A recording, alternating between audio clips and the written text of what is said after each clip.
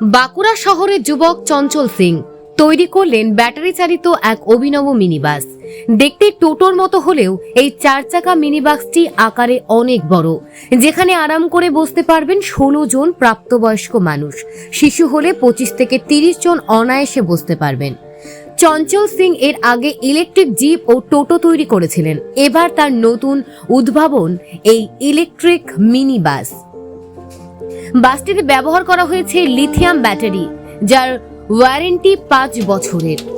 একবার চার্জ দিলে 250 কিলোমিটার পথ পাড়ি দিতে পারে।